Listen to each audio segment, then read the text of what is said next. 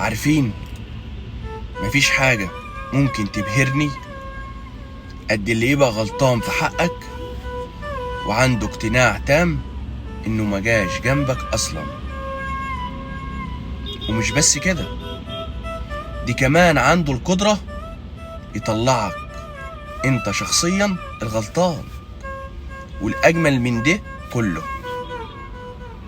انه يبقى عامل زي اللي كذب الكذبة وصدقها، فيبدأ يعيش في الدور وياخد موقف ضدك بحكم انك دلوقتي الغلطان في نظره.